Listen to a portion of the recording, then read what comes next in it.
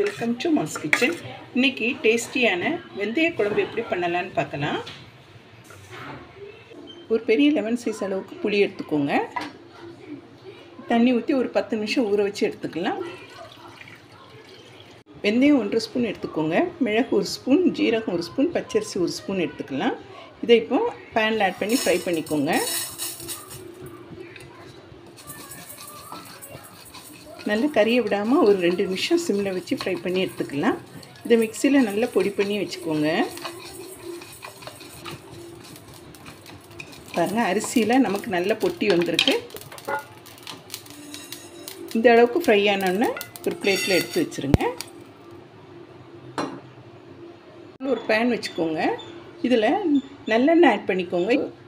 புளிக்குழம்பு, வத்தக்குழம்பு எல்லாத்துக்குமே நல்லெண்ணெய் தான் நல்லாயிருக்கும். நல்லா காஞ்ச உடனே கடுகு ஆட் பண்ணிக்கோங்க. கூடவே 1/2 டீஸ்பூன் வெந்தயம் ஆட் பண்ணிக்கலாம். இது ரெண்டுமே நல்லா எண்ணெயில் நல்லா பொரியட்டும். வெந்தய குழம்பு நீங்கள் ப்ரிப்பேர் பண்ணி வச்சுக்கிட்டிங்கன்னா 1 வாரம் வரைக்கும் கெடாமல் இருக்கும்.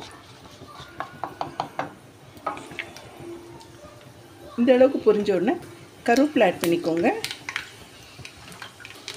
கருவேப்பிலை போடும்போது கொஞ்சம் பார்த்து ஆட் பண்ணிக்கோங்க, மேலே தெரிக்கும்.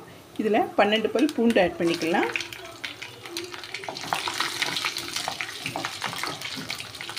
எண்ணெய் கொஞ்சம் இதுக்கெல்லாம் தாராளமாகவே ஆட் பண்ணிக்கோங்க. ஒரு 5 ஸ்பூன் ஆட் பண்ணிக்கிட்டாங்கன்னா நல்லாவே இருக்கும். பூண்டு கூடவே 20-25 சின்ன வெங்காயம் இப்படி பிடிச்சா கட் பண்ணி ஆட் பண்ணிக்கோங்க. சின்ன வெங்காயத்தையும் பூண்டையும் நல்ல எண்ணெயில் வதக்கி விட்டுக்கோங்க.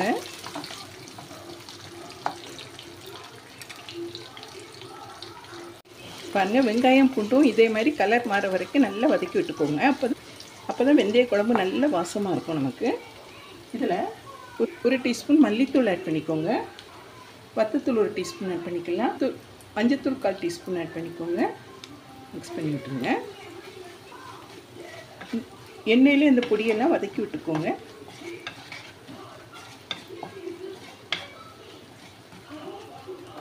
இப்போ இந்த அளவுக்கு வதக்கி விட்ட உடனே நம்ம புளி கரைச்சி வச்சோம்ல, இதை ஆட் பண்ணிக்கோங்க.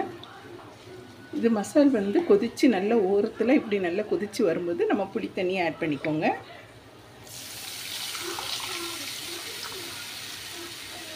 ஒரு வாரம் ஸ்டோர் பண்ணி வச்சாலும் இது அப்படியே இருக்கும். இப்போ புளி தண்ணியில் ஆட் பண்ணோம்னா இதுக்கு தேவையான அளவு உப்பு ஆட் பண்ணிக்கோங்க.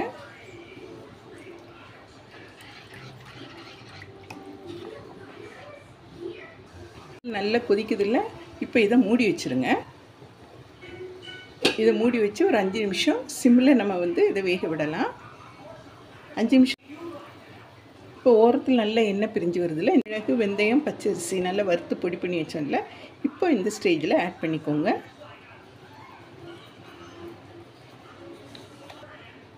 காயத்தூள் 1/4 டீஸ்பூன் ஆட் பண்ணிக்கோங்க.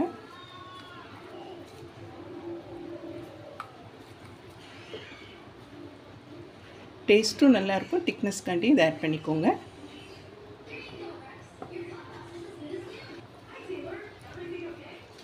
இந்த ஸ்டேஜில் உப்பு உங்களுக்கு கரெக்டாக இருக்கான்னு செக் பண்ணிக்கோங்க. நல்ல எண்ணெய் பிரிஞ்சு நல்லா கொதிச்சு வந்திருக்கு பாருங்கள். லாஸ்ட்டாக நீங்கள் சர்க்கரை ஒரு சின்ன துண்டு ஆட் பண்ணிக்கோங்க. இப்படி ஆட் பண்ணுங்கள், உங்களுக்கு குழம்பு நல்ல ருசியாக இருக்கும். பாருங்கள், நல்ல திக்னஸில் இருக்குது நமக்கு. இதை நீங்கள் சோறில் ஊற்றி சாப்பிட்டான்னா நிறைய சோறு சாப்பிடுங்க ஃப்ரெண்ட்ஸ். இப்போ நமக்கு வெந்தய குழம்பு ரெடி ஆகிட்டு இறக்கிடலாம்.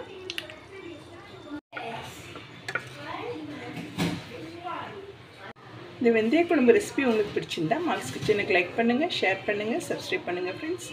தேங்க்ஸ் ஃபார் வாட்சிங்.